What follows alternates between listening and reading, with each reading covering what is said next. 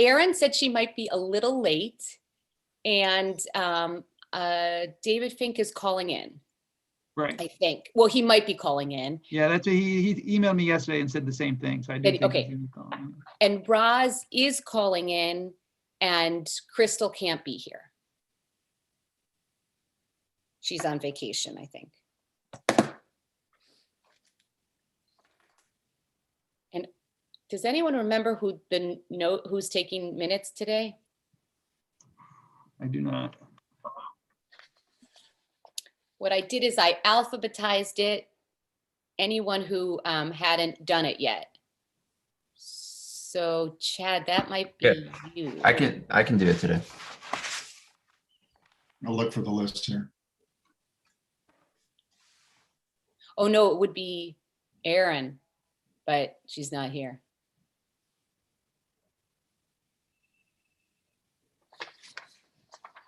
Because Andrea did it, Peter, you did it, Roz did it, and then I did it, and then I just alphabetized it.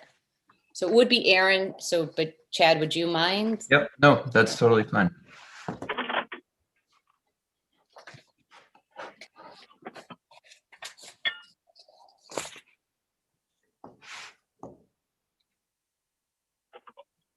And is that David? I think you're on. I just unmuted you on my end, so you may need to unmute yourself on your end.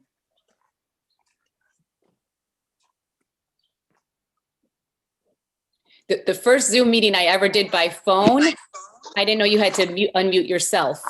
Yeah. And they were saying, I thought Sarah was here and going to give a report on this case. And I was saying, yes. And and they kept, and it was like being at your own funeral. They kept saying, oh, I don't know where she is. And I was driving with my kids and I was saying, help me, tell them I'm here.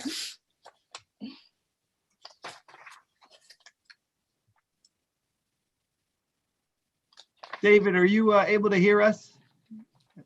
You're unmuted on my end, but I think you might need to unmute yourself. Like a *6 or something. It's usually what it is. Sorry, Dave, were you talking to me? This is Matt. Sorry, I'm on the phone too. Oh, you're on the phone. Oh. Oh. Can you hear me now? Yeah, we can hear you. Sorry, I thought you were, we got you. We were hoping you were David, who's our speaker today, but. Okay, well, nice to hear all of you. Oh, here you are. Oh, that is. Oh, good. Oh, good. Hi, David. All right. Maybe we'll Hi, give good it morning. a minute more because I'm sure Andrea is coming. Oh, she's saying, I can't find the link. Please send it to me. Yep, I'll do that right now. Thank you.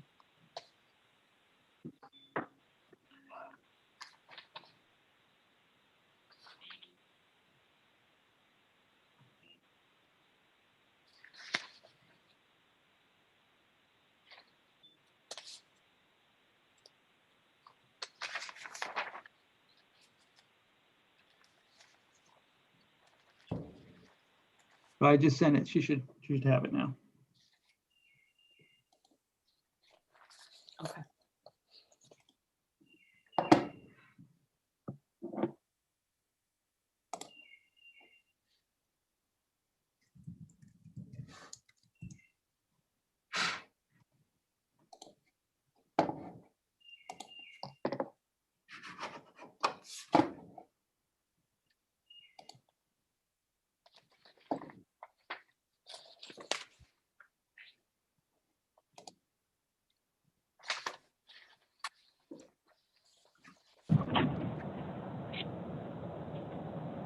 Hello? Hi, Erin? No, it's Roz. Oh, Roz. Oh, good.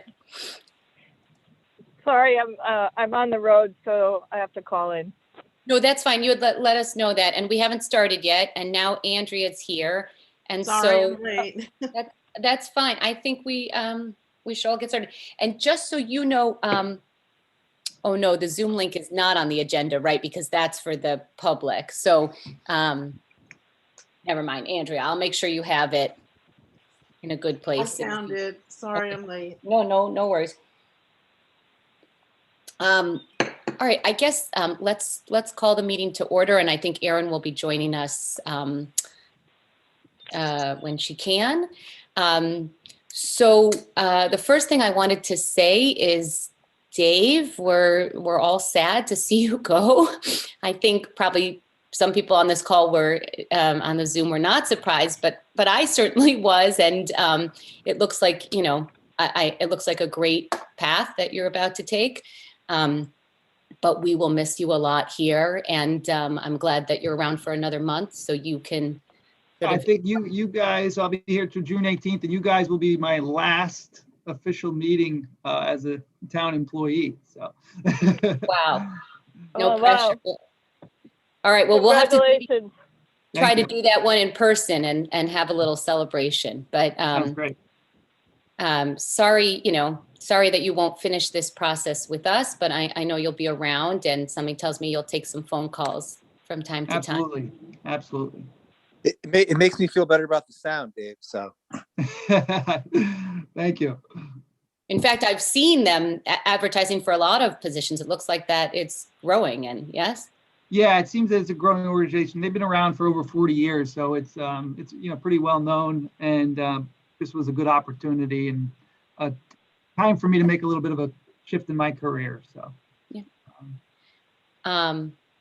Well, with that, I think let's take 1 second, if we can, to approve the minutes, and then we'll turn to our guest speaker, David Fink, who agreed to come back to us now that we're trying to assess the need in our community. And he'll sort of be talking to us about that.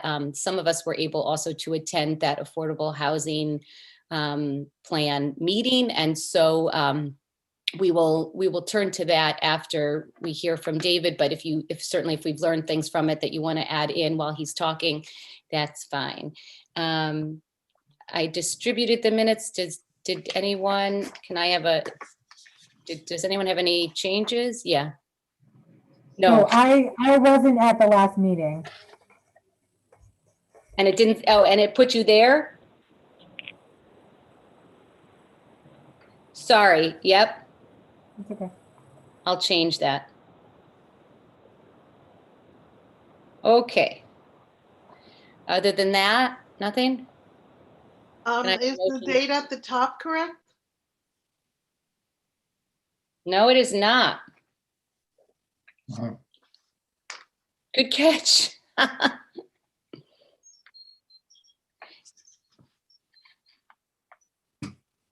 It says Friday, May 7th. That's correct, but not the meeting minutes. Thank you. Right. All right, I will change the date to May 7th and change Heather to absent. Other than that, can I have a motion to approve the minutes as amended? Motion to approve is amended. Thank you, Peter. second. Matt, you second? Yep. Thank you. Okay, and Chad, thank you for taking minutes today. I appreciate it. Okay, so with that, I think we should turn to David. And David, I will say that we're at the point right now where we really are trying to figure out how to assess the need in our community. And we really do want to start talking to people, but we realize that the way you ask questions is going to affect the answers. And so we wanted to hear from you some of the best strategies for reaching out to the community and collecting that data, and any other wisdom you can impart as we start to talk to people in the community. Sure. Well, good morning to all of you.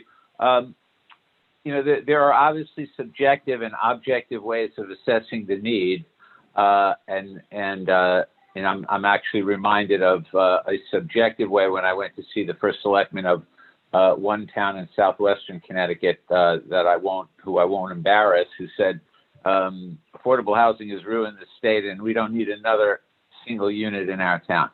So he assessed the need and decided that his town was going to keep people out. But you guys and most towns are much more inclusionary, and so the question is, okay, how do you do that?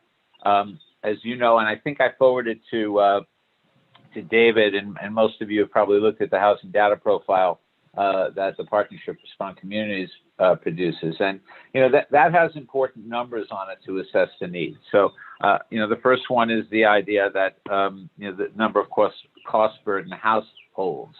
And those are people who are spending more than 30% of their income on housing. And the idea is, you're probably like me, my folks, when I rented my first apartment, said don't spend more than 25% of your income on rents because you needed money left over for other things.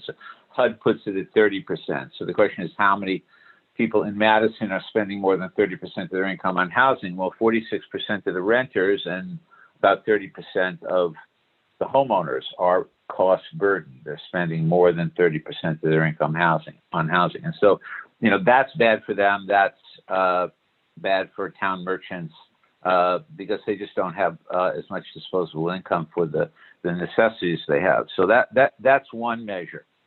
A second measure, as you know, is the housing wage, which the National Income Housing Coalition calculates for every town in the country and every jurisdiction. In Connecticut, in Madison, it's $27.06 an hour. That's how much you have to earn an hour to afford a typical two-bedroom apartment in the town. And that translates to about $56,000 a year. Well, there are a lot of people in your town who don't earn $56,000, or at least in surrounding towns, so they can't afford a place. So that's another way to look at it. The overall number of units that are reserved for low and moderate income people, either by deed restriction or through CFA mortgages or some other kind of subsidy, it's only 1.7% in your town. So that's only about 130 units. So those are ways to do it. Another way is to look at the ALICE study, which you guys are, I'm sure, familiar with. And, for those of you who aren't, that is a study that's has been done anyway, every 2 years for a while. I think they're on their fourth iteration by United Way of Connecticut. And they take a look at the number of households that are below or earning below what they call the survival budget, which is a computation that includes costs such as housing and childcare and food and transportation and healthcare. And believe it or not, and you guys would believe it because a lot of you guys are aware of the need for human services in Madison. 23% of the households in Madison, a very wealthy town, are ALICE households or under the poverty level. 23%. That's a quarter of the people in town. And just for those who don't know, the survival budget is about $28,000 a year for individuals and about $90,000 a year for a household of four. $90,000 a year used to be a lot of money for a household of four, not anymore. So you can look at those objective measures, and you can, also kind of get anecdotal evidence from people who, if you have a food pantry, are tapping into that, or in surrounding towns. These are people who are living on the edge. And it's not just younger people. So, for instance, when I talked about cost burden, 30% of the homeowners are spending more than 30% of their income on housing. 28% of homeowners without a mortgage, presumably older people in town who are on fixed incomes, are burdened by their house costs. So they're not making a mortgage payment anymore, but they're paying taxes and they're paying insurance on the house and, miscellaneous upkeep. Those are people, if you want to look at the need, who they need to downsize. They probably can't really afford to stay in that house any longer. And so, those are people you have to consider.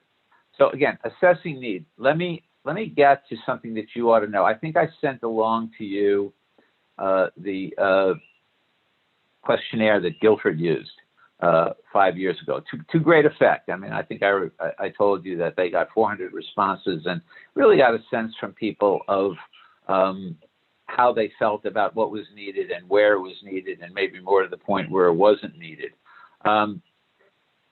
That survey, it also engaged a lot of people in town. In other words, said, we're looking at our housing needs in town, so please, pay attention. And you can do that, although we just found out, I'm working with the South Central Region Council of Governments, and we talked to your first select woman, Dave knows this, that there will be a regional affordable housing plan created by RKG Associates of Boston. That will basically be 12 individual plans. 3 of the towns, Bethany, Woodbridge, and Brantford, are doing their own. But RKG will do individual plans for each of the other 12 towns in the region, and that will include a survey. So while I sent you that survey, you may think about sending it out, and you're free to do what you want. We've had a discussion. We've sent that Guilford survey to RKG.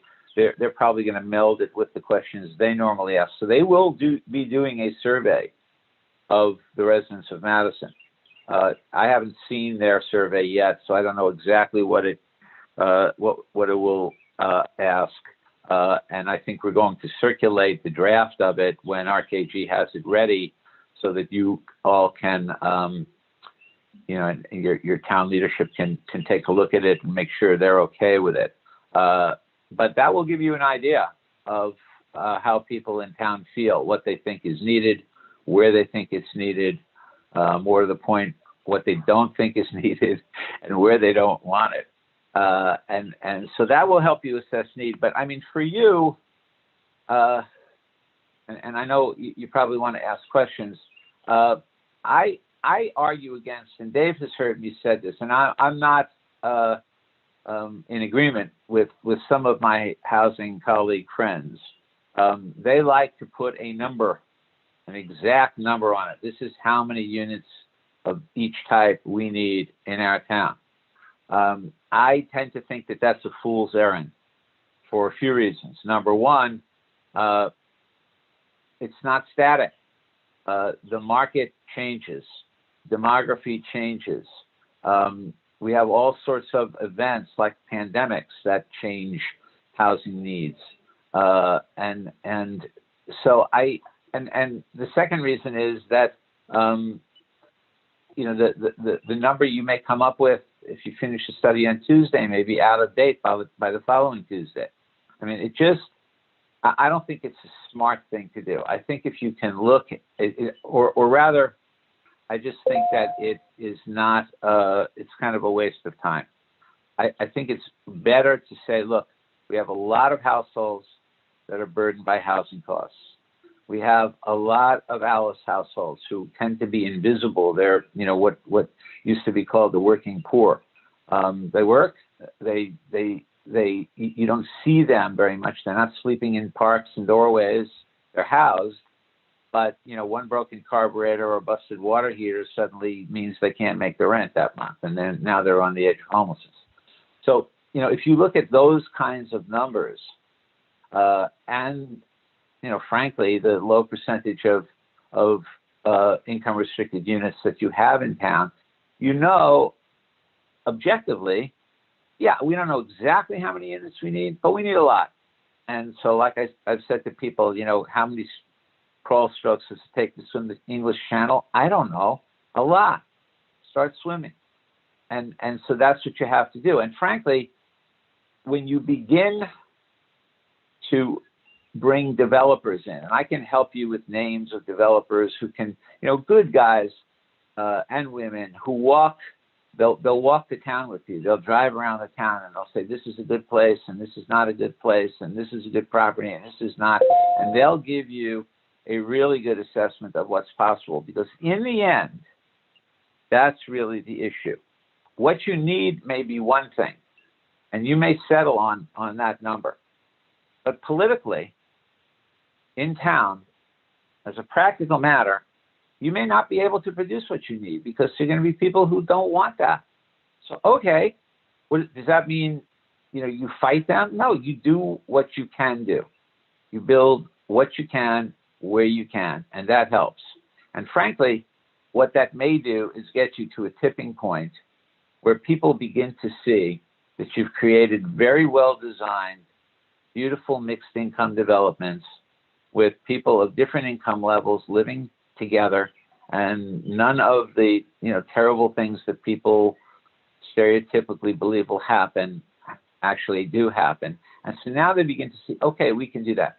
And so now every time we build 50 units, we're going to make 10 of them income restricted. And so it becomes a matter of course. Bottom line is, for you guys to consider need, at least it's my advice, don't try to solve this problem immediately. We were a really long time into the kind of income, class, race segregation that we have in this state. We all agree it's not a good thing, but you're not going to settle it in a day or a week or a year. You're going to settle it over time as people begin to see that we can build this, we can build it in the right place, it can fit its surroundings, be designed that way, it can look really nice, and the bad stuff doesn't happen. And so those are objective ways of assessing need. The survey will help you to kind of get a sense of what the residents in town need and what's possible. And then I think, like I said, I would bring a few developers to town to walk around and take a look and give you a sense of, where you might be able to do this that makes sense. Obviously you have had engineers on staff or consultants, and I'm sure Dave can help with that. Where the soils are such that you can build denser developments, and where, that just is going to be harder to do. I proceed that way. So like I said, I'd like to tell you there is a simple formula that will tell you exactly the number you need, but there isn't. And I don't think that it's a smart thing to do anyway. The final thing I'd say about need is the market will tell you, and developers will tell you. Developers are pretty smart about the market. So let's say you bring a developer in and the town has figured out a couple of locations where they'd be okay with some more density and some more income restricted units, and the developer will build, and he or she will assess what's possible there, what the market will bear, and then when those units all rent up in the first 3 weeks, that developer or another developer will say, okay, I think we can build some more because there's more need. Overall, I'd say, and I think it's a really good bet in Madison. The market for multifamily housing is huge.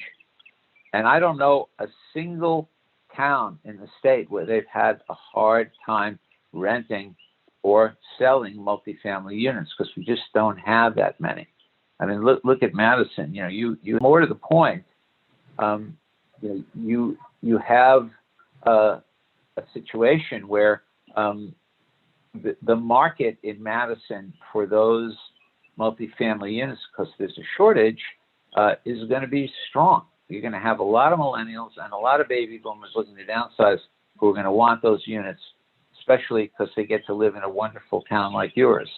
So, you're going to not have a problem, with renting up or selling those units. And, after a while, maybe you'll reach a point of saturation, but, I think you'd have a long way to go there. So again, assessing need is, I think, a bit more of an art than a science. There are those objective measures. I can go over them again for you, but I think there are other ways to do it.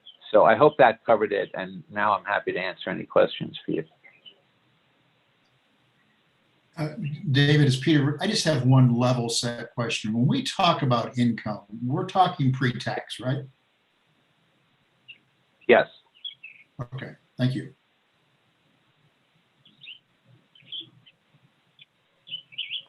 I guess I have a lot of questions. And so I think when we talk about assessing the need, I think maybe we're also saying making the case for the need. So I don't think it's that we were looking to put numbers. I think it's that every plan that I've seen, which is not so many, and everybody who's talked about the plan has talked about, you have to assess the need in your own community. And it's not, obviously, I don't think any of us would have joined this group if we didn't think there was a need. But Right. the point is, for those people who say you don't need it here, we don't need affordable housing, to make the case correctly. And I think the hardest thing about this committee is knowing how to get started. I feel we're gathering information and that's helpful, but all of the information I see and hear, and I believe this, says you have to get public input. You have to get the community involved. You know, and I think our question is, how do we do that without having the knowledge ourselves? So part of getting the community involved, it felt like if we could start to assess the need in our own community, then when we talk to people, we'll be able to say what we've learned. I certainly know the need in many other communities where I work, but I don't know that, you know, I can't point to it exactly here in the same way. We could point to the fact that Concord Meadows has a very long list, a wait list, and, you know, we can point to those kind of things. But now I hear you saying that the consultant will do a survey. And I think, you know, our first step was to go out to the community and talk to the community. I guess I'm sort of wondering what our role is, and it's maybe something we all need to think about, and, you know, when the consultant might do this. And perhaps what's informing my decision is that we're supposed to have a plan by June of 2022. I'm not looking for a plan that necessarily says numbers, but I want to get the community involved, but I need to know some things before I get the community involved. And I feel like what we need is sort of a push for organization. Does that make sense? Right. Yeah, absolutely. You know, and the good news for you is that a lot of that is going to be done for you. The way RKG is planning to do Madison's affordable housing plan for it is to begin July 1. There will be a presentation to all of the chief elected officials in the region.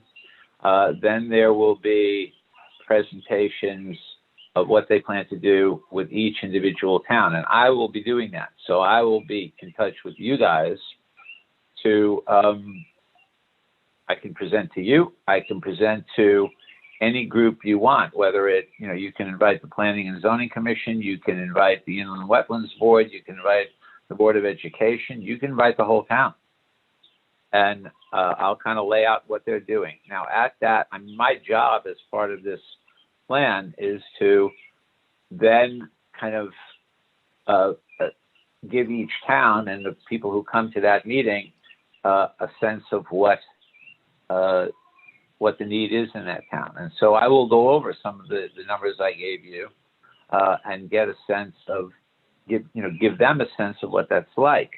Now, needless to say, you guys can expand on that. And you're, from what I gather, all pretty intelligent and articulate people and are good at kind of telling the story. So for instance, 23% of the households in Madison are Alice households.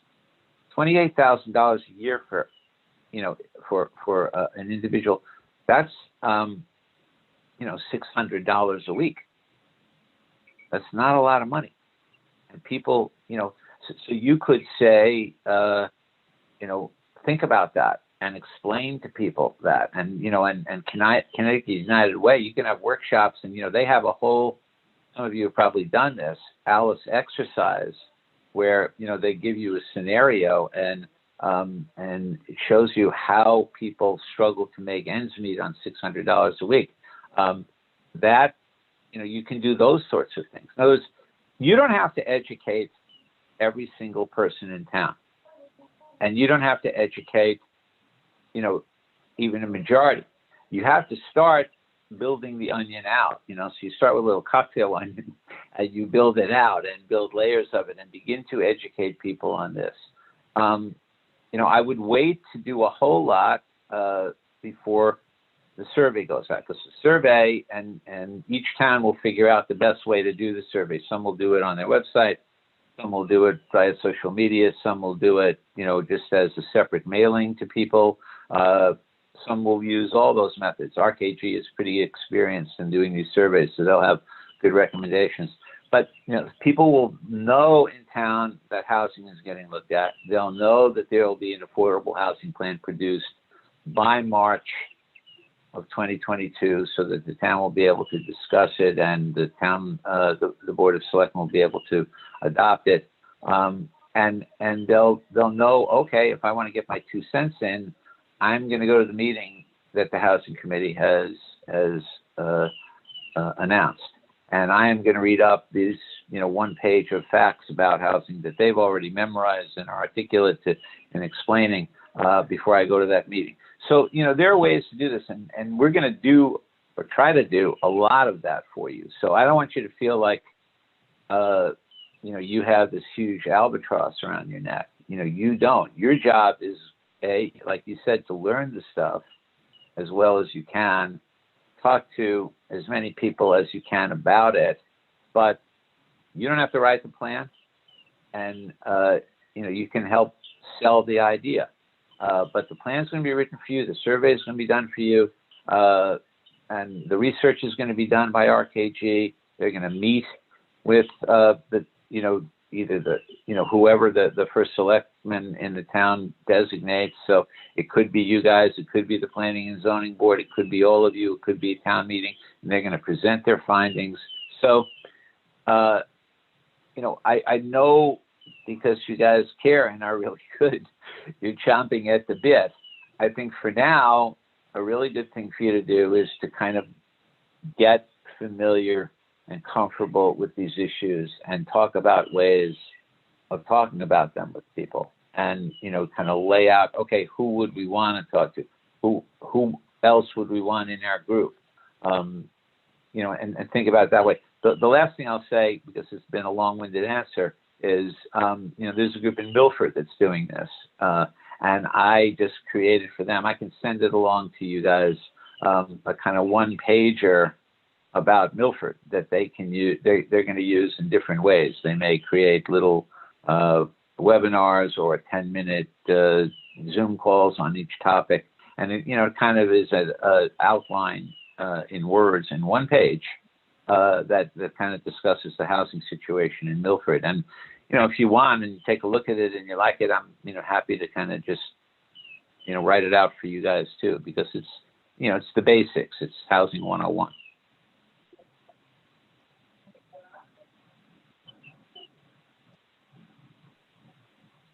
Does anyone besides me have any questions? When is that survey due to come out? Well, like I said, I'm not sure. We don't have that final answer yet. My guess is we will get, what's today, May 21st. My guess is that we will get in the next couple of weeks a draft survey from them and circulate it to the towns to make sure that they're okay with it.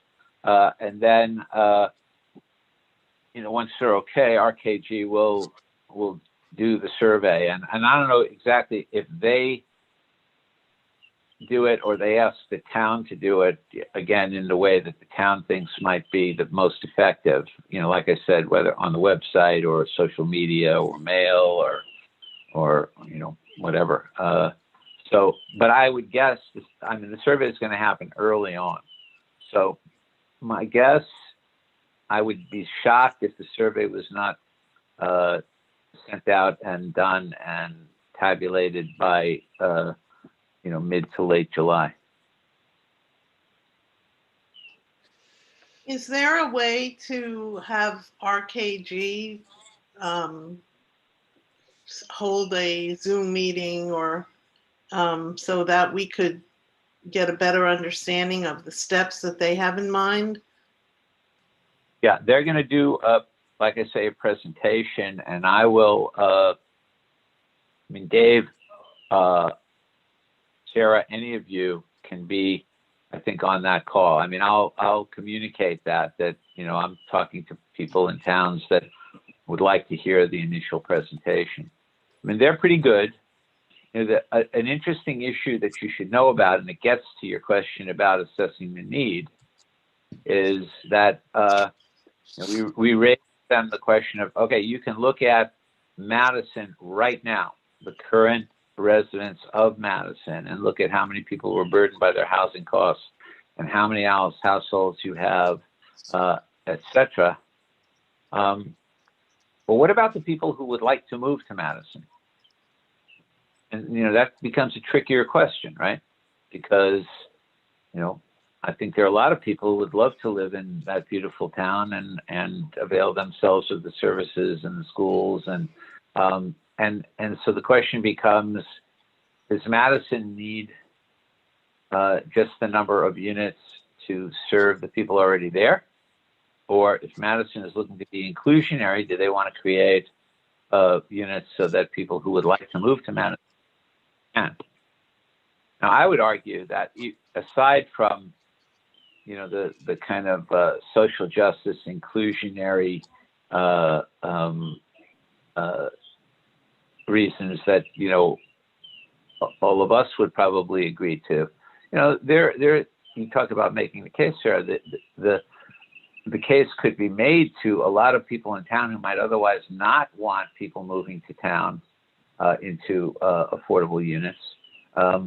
You can make the case, well, guess what? If right now your home values have probably plateaued in the last few years, although this pandemic year has maybe, increased sales prices a bit. But the point is, if you don't allow people into town and create units for them, you're not going to have the housing you need going forward.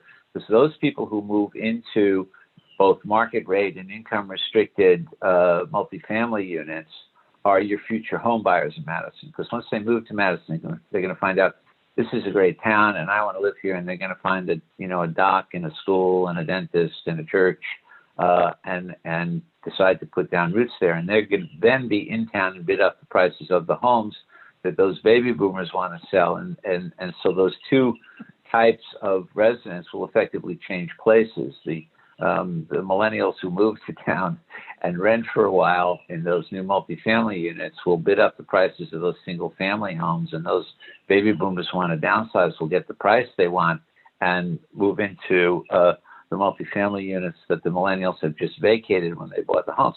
And that's what you have by increasing the supply. The benefit for the homeowners, obviously, is that they get more when they sell their house. The benefit for the town is that the grand list grows because the values go up. And when the grand list grows, that means in order to preserve services, you don't have to raise the mill rate. So, you can make both a justice case to people, and you can make a very practical dollars and cents case. And, as the wise woman once said, we don't really care why they do it as long as they do it. So you give them those reasons. So I appreciate it. I think, all of these things that you're saying, and forgive me, I think this committee is sort of well aware of, everything you're saying. So I guess I'm trying to figure out what our role is for the next month and a half. And to me, it was assessing the need. So one thing I hear is that the consultant will do that, which is great. I also hear that the consultant will speak to elected officials. It seems to me that this whole committee should be part of seeing the draft survey and should be part of those presentations. Otherwise, I don't know why we're here. And so I think that the consultant, and I certainly can speak to First Select Woman, Lyons about this, but I don't understand. I don't think I should just be on the call. I think this committee should be involved in looking at the survey and then sort of figuring out how it's going to go out. I mean, who best to assess how Madison residents might respond to a survey than Madison residents? So I guess I would just say I would hope that that is in the plan, that this committee, that the consultant in some ways is, you know, working together with this committee. But I hear you saying you don't have to do the survey, we'll do the survey. And that's great, because partly when we thought about going out and talking to people, we weren't sure about the questions to ask. I do think we've definitely thought about the people who would like to move in and can't. And that was sort of both speaking to those Alice families and speaking to those people who don't live here but would like to. That is what caused us to think about, well, what questions would we ask, and that was sort of where we stopped. So I think what would be helpful to hear from you or the consultant is, if we went out and had these personal meetings, what questions, you know, a list of a few questions that you think would be appropriate to ask.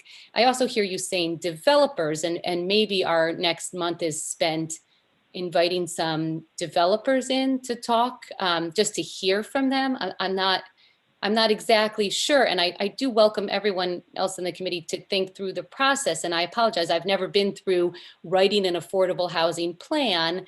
And now I understand that the consultant's being hired, but sort of after we're here, and I'm just trying to not duplicate efforts and understand what makes the most sense for us as our next step. I appreciate that this might be done mid-July. Here we are, May 20th. And so I don't want to waste, you know, 2 months where we could be collecting data or doing outreach to our community. But I think we're a little unsure how to do that, unless I'm misspeaking and someone from the committee wants to say, that's not how you feel. Sarah, I agree with you. I'm scratching my head a little bit as to what our role is and what we can be doing for our homework or outreach or whatever in that intervening period from when RPG gets started. I mean, you'll forgive me for this. It's almost as if we're children put together for a task, and the teacher has just said, don't worry, I'm going to do the task and I will give it to you. And I don't mean to be an expert on surveys. I am not. And so I would love to have a consultant doing this survey. I would love it if they were doing it right now. But I would like some guidance on what, you know, hearing that the consultant might not even debrief to this committee gives me pause of, so, you know, what are we doing if they weren't even considering necessarily debriefing to the whole committee? No, Sarah, I'm sorry, maybe I wasn't clear. I think each town can involve as many people as they want. So if Madison wants to, if you guys want to be involved in hearing the consultants describe how they're going to do this, you know, you can be. And if you want to be involved in going over the draft survey and you know, commenting on how RKG does it and what they include, you can be.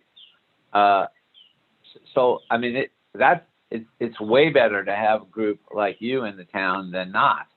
And so, David, let me stop you for a second and just ask people: do you agree that that is what we would want to do? Yes. Absolutely. I think it's very important to know what the steps are to take. And as far as the survey goes, I think that's such a crucial part of this whole process. I think we all should be able to hear what they're considering. I agree. I think it's important as well, but I think it's important primarily because the more that we know how it's done, the more that we can give input and ownership, the more likely it is that we're going to be able to advocate for this in a way that's far more powerful than if we only had a little bit of knowledge about this or weren't involved in this. If we're involved in all of it, and if our primary responsibility is to be, you know, an outstanding advocate for it, then we need to be involved. Because if we're not going to have a coherent, cogent message, and we may not even speak with unanimity, which is of primary importance. So I think the more that we can be part of it, we should be part of it, because it will be better as a result. That's well said. Yeah. yeah, and so I think you absolutely can be involved, greatly involved in the consultant's work. And again, if I wasn't clear, I said it too fast. You know, the initial description will be by RKG to the normal monthly meeting, regular monthly meeting of the mayors and first selectmen of the towns in the Council of Government. Then RKG with me will do a presentation, in essentially the same presentation to the town, to each individual town. What does that mean? It means whatever you guys want. So it could be to the Housing Committee. It could be to the Housing Committee and the Zoning Commission. It could be to the Housing Committee, the Zoning Commission, and every other resident of the town who wants to come. And it can be via Zoom, or, you know, if we're in nice weather and we got the right venue for it, it can be in person. I mean, I'm vaccinated. I'd be happy to come. I'm always happy to come to Madison. I'd be happy to come to Madison and help RKG with the presentation there. So we can involve you guys as much as you want. Now, in the interim, and again, you know, it's not that far away, the beginning of July. Like I said, and Dave knows this because I think Dave's spoken to a couple of them. You know, I know developers who do small, medium, larger projects who, you know, the prospect of, you know, walking around town with some people who really care about housing creation, they'd love to come to Madison because Madison's a market they can make some money on the market rate units. They would love to come to town and take a look and tell you about places. And, you know, that's important information for you to have as you talk about this and kind of spread the gospel, because you know, the immediate pushback you're going to get from people is, don't you put it in my neighborhood. Don't mess up my life. And so what you want to be able to do is say, well, you know, we've actually talked to experienced developers who created beautiful mixed income developments all over the state and New England and the Northeast, and say, you know, we agree. You know, they didn't talk about doing it in your neighborhood. They're talking about doing it along, you know, whatever, Route 1, near the train station, near the town center. You know, I don't know all the locations in Madison that are best, but that's where they're going to look. And you'll be able to say that. You'll be able to therefore immediately diffuse that. And that's, you know, frankly, the biggest job, because if you get good developers in, they're going to build a really good product that everybody's going to, you know, think looks good. And 98% of the people in town, their only contact with it is going to be to drive by it once in a while. And as long as it doesn't look like an eyesore, they're going to be fine with it. But, you know, they're not going to have no contact with it because it's not going to be in their neighborhood. So that's what you have to be able to assure people, that they're going to build it in the places that make sense and not build it in the places that don't make sense. So in other words, over the next 6 to 8 weeks, if you can meet with developers, if you can learn some stuff. Another idea I have for you that Guilford took advantage of, and you probably have some volunteer videographers who can do this here. You know, Guilford created video, and they got on the video town residents talking about why we need more housing options in town. And they actually created 2 videos. One that was silent, people holding up a whiteboard saying, you know, Guilford needs more housing options because, and, you know, so they had. In fact, we got to see it, David. We got to see the Guilford videos, and we spoke to them. Yeah. Okay. I mean, those are the things where you can kind of lay it down. I just all need to say, you and your committee, because, you know, the consultants are going to do it all for you. You know, they're not. They're going to do the research. They're going to write the plan. They're going to involve the town, conduct the survey. But, you know, my job is to help you guys do whatever you think works and get the message and the explanations out to as many people as you think. And, you know, like I said, I'll go back and tell them that, you know, the housing committee wants to be involved every step of the way. David, can I ask you a question on RKG? What Sure. other projects have they worked on in Connecticut, and where are they actually out of? I don't. Maybe I missed it in the last 2 meetings, but They have offices in Boston and Atlanta, and I forget one other town. It's RKG Associates. You can probably Google them. I mean, they're doing individual housing plans, I think, currently in Norwalk and Danbury and Groton, I believe. They have done work for other councils of government and other municipalities in Connecticut on assessing needs. They did a housing plan or needs assessment for Newton, Massachusetts. I think what they get is that each town, is its own, separate government and its own separate, culture. And I think they're sensitive to that. And that's I think, very good. So are they primarily working with affordable housing projects, or I'm sorry. I'm just trying to figure out how we came about using RKG, or how Connecticut has come about using RKG for this project, for these projects. It's the South Central Region Council of Governments, which is the one. Okay. Haven and 14 towns around it. Scrog. Okay. Yeah. And I put out an RFP, not late, but not among the very first. So, a lot of COGs are doing regional plans for their member towns. And so by the time that Scrog put it out, they only got a response from our KG, because there aren't that many consulting firms that are in a position to do this kind of work. And, I think, Dave can tell you that there are, not that many. There's Planometrics, there's Teich, there's whatever Malone and McBrune has now calls itself. And, and they're already employed. So Dave had let us know that there were, they were the only ones who answered the RFP. And so right. I'm sorry, I'm just looking at the time. I'm wondering if anyone has last questions for David before he goes.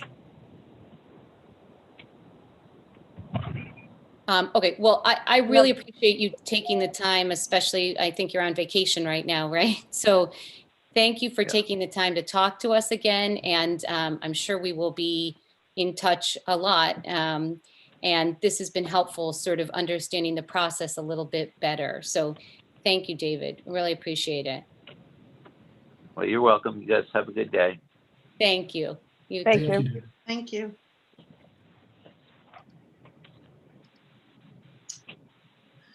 I was just wondering, does it make sense during this time? If I remember correctly, I think Guilford started with town-owned property that they bought to develop into affordable housing. Does it make sense for us to look at what kind of property like that we have in Madison, the town property, to, or should we start looking for different areas that might be suitable, or is that jumping the gun?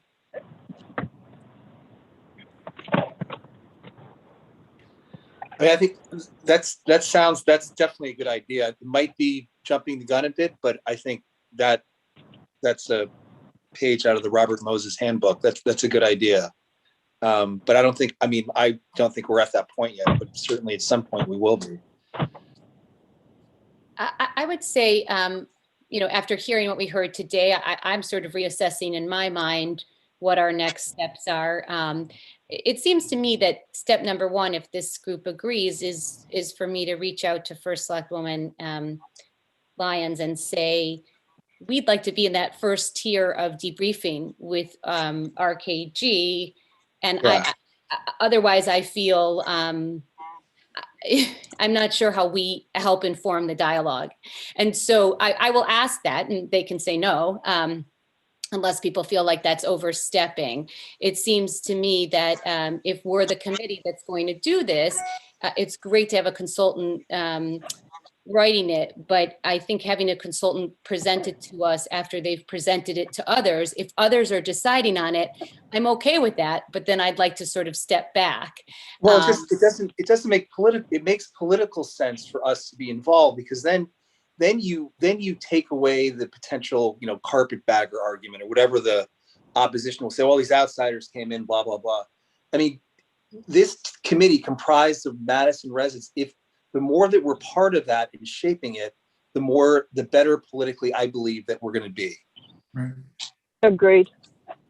I agree. And I think it's also the bipartisan effort that is, I think having people from all different walks is very helpful to have people say it's not just, and so, I mean, I would think that I could be wrong, but I would think the town would want, otherwise I don't know why we have a committee.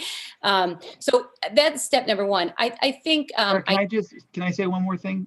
Yeah. Before you're talking. So I agree 100% to talk to Peggy. My insight based on my meeting with the consultant was David Fink in his role with the COG. They're still trying to figure out exactly how he's interfacing with the consultant. He really wants to be involved with the towns. He's, advocating for us to be involved as a committee. So I think maybe a follow-up email from you, Sarah, to David, just to say, yeah, just to reiterate, we want to be closely involved and we want you on our team in coordinating the work of the consultant. And I think he will go to bat for us to make sure we're involved heavily. So I didn't want anybody to take that he was being dismissive at all. I think there is some kind of struggles internally on how to coordinate everything, but he's expressed to me, and obviously he's on vacation and willing to talk to us today. He's an ally in making sure that we're invested in the process. So fair enough, and I will follow through. No problem. Would it be worth it for me to also write to RKG? Maybe. I think that'd take the lead from David on that. I would use him as the primary point of contact to kind of communicate what we just talked about, and then you can see how it works. I mean, they're trying to balance the workload and figure out how they can do it efficiently and make a little bit of money. So hopefully we can push and we can get maybe a little bit more out of this than some of the other towns that might not have a committee or might not be interested in being. So, sure. And I'm hoping we'll be efficient by attending the first meeting and not the second. But that's, then we could attend them both and we could help be spokespeople. But I do understand what you're saying. They don't want to have a million meetings. I wouldn't be recommending that they meet with the town and then they meet with us and then they meet with the community. I don't think this group's interested in that, so I hear what you're saying though. At the same time, I think this idea of getting developers in is very important. I think identifying possible places is so important because I think that's when we want to go to the community. We don't want this hidden, and we want to go to the neighbors and say, this is what the thought is. I really feel like that's how we will be successful, is by not hiding anything, explaining the need, explaining what it's going to look like. And so while I think it does make sense to have some outside developers who do affordable housing, we also have developers here in Madison that it might be worth inviting in just to hear their take on different things. I don't know how this committee feels about that, but as some next steps. Yeah, I think we should get the developers in town, see what their opinions are. I totally agree with you on that. I think it's important for the town to reach out to in-town developers so that they don't feel like they're just being shut out. So Jerry Davis comes to mind for me. Do people have other ideas of? Yeah, the Dollar Group, Stephen Dollar. I mean, I know Stephen pretty well, so I'd be happy to liaison there. Peter, Stephen's also a part of the board of the Hope Partnership now. Oh. Yeah, I was just going to say, didn't he just sell off the property over to the Hope Partnership? Correct. He did. Yeah. So that might be, and I'd be happy to reach out to Jerry Davis. That might be should we shoot for our next meeting just to hear from them, their thoughts? Is it too soon? Well, I'm happy to reach out. Just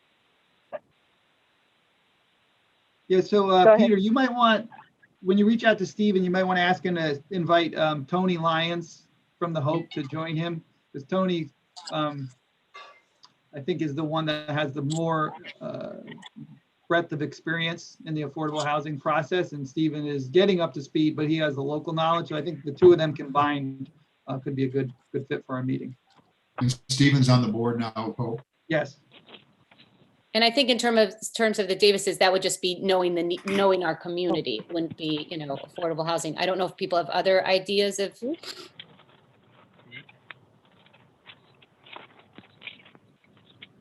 Would we want to do this for next time? I realize it's 9:30 now, but For me personally, I think I'd like to sit down with Stephen just separately before we bring him in. I just want to make sure how far he's engaged at this point, if at all. fine. And maybe get his thinking rather than just, throwing him into this committee and he may not be that informed. I'd prefer to reach out first, but if you want me to do it differently, I will. No, I kind of feel the same with Jerry Davis, because I think we'd want to ask him, would you be willing to sort of talk about what you see in Madison? And I agree with you that I don't know who's willing to come and talk, and you want to prepare them. So that's fine. Right. I'll be honest and say I welcome your ideas for what our next meeting will look like, because I'm not exactly sure. I do feel I do feel that this next month and a half might be best spent talking to developers, but also talking to some of those people who live in our community or who might live. I know a survey is going to go out, but maybe we still reach out to people and just have open-ended conversations with them. I don't know. Matt, were you going to say something? No, I think that's a good idea. I mean, it's interesting. We had, as Dave said, we have these kind of clear facts. 23% of households in Madison are Alice households. We already know, right, objectively what the need might be and what the reality is. But I think so. That's the data, and that the surveys and the other things the consultant will do will back that up. A powerful part of what we can do is the anecdotal side of things, right? And I think when we weave this narrative, the more folks we reach out to that we can go back to and invite them to tell their stories, it's going to help us in the long run, again, politically and in terms of advocacy. So I think that's a good idea. I'm happy to, work with you and go in pairs or individually and talk to folks. But I think that's not a bad thing to do. And I think talking to developers as well is really important too, because that's a big piece of this. So, but in the meantime, I'd be happy to talk to folks. We have that list that we worked out Yeah. early on. And is it an option to maybe have some representatives of those groups come and speak to us at the next meeting? Like maybe Women and Family Life, maybe they could come and talk about what they perceive as the need, or the Board of Ed, a representative of the Board of Ed talking about teachers or other people that are employed in town that may want to live here? I'll be honest, I worry that we're going to get the same, and forgive me for this, generalities that we got from David Fink today that we all sort of know. So I feel sort of like we're regurgitating the same information over and over, which is why I kind of like the idea of some anecdotal, like really talking to a person and hearing certain things rather than, yeah, we have a lot of teachers who would move into the area if they could, because I think Matt's right. We know, and I don't know that today moved the ball forward very much. So, but ironically, I think we invited David in to sort of talk to us about what would be the questions we would ask people as we go out. And now we sort of understand that the consultant may be forming a survey. And so maybe it's up to us to just ask open-ended questions and start to do some of this we'll talk to some developers, we'll talk to some people and just start the process and see how it goes. I mean, I'd be willing to do that. It seems like, Andrea, if you wanted, we could talk to Concord Meadows, right? And we could talk to Wildwood and hear just their list. And so we could really, we could have numbers there. And Matt, we could go out and, I mean, the library has offered to talk to us and the library staff. And we had talked about going to business owners, Madison Beach Hotel, right? And so people who are working in town, some of the stores, things like that. People who are working in town, but not necessarily living in town. But I don't know in the next few minutes if we're going to figure out exactly what we're going to say or who we're going to do that list, how we're going to make that list. I mean, I know we've started the list. We just have to sort of assign it and go. I don't know. Well, I think we assigned the list to people, and if we just go and, like you say, ask open-ended questions and just get information from them rather than expecting one thing or another, just to kind of have it open-ended. I think we assigned the list before the three of us were on, quite frankly. Oh. So Chad, Matt, and I won't have an assignment, which is okay. didn't But know. Sorry. Maybe we can No, talk that's about okay. that next week, What's that? next time. Maybe we can go over the list next Yeah, time. maybe that's what we do. We just Yeah, really. and I'm sorry, I have to drop, unfortunately. Yeah, and so do I, 11. quite frankly. So that's Yeah, fine. Sorry, So I'm really go sorry. ahead. I think maybe I don't think it's worth debriefing on the how to create an affordable housing plan, because a lot of it is hire a consultant, I guess, and have them create an affordable housing plan. And so, and look, if they're going to do the work, that's fine. I just, I think we're all busy people and don't want to be, I certainly, if they've got it underway, I don't know what we're doing. So I guess maybe for next time, I don't know. You think we just come up with a list and we say we're going out, or you think we sort of start some of this? Well, we have a Google Doc, right? Yeah. Why don't we kind of riff on that over the next few days, and then we can make notes, communicate that way. But, also just, Sarah, I mean, the optics matter too, even if we're not fully engaged in the crafting of all this stuff, so long as we're engaged enough, because it's optics matter. And I think that if we just say, okay, you guys do it, that's not going to be good in the long run for us. So there's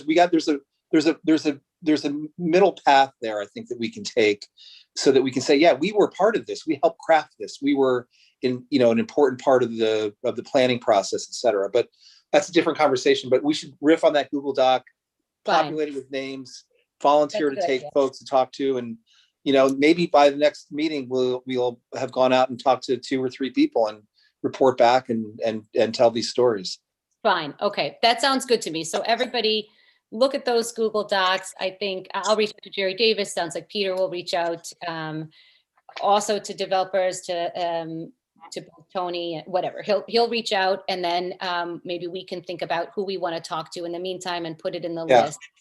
All right. That sounds like a plan. All right, everybody. I'm going to adjourn the meeting 9:38. All right. Have a great weekend, everybody. Have a good day, everyone.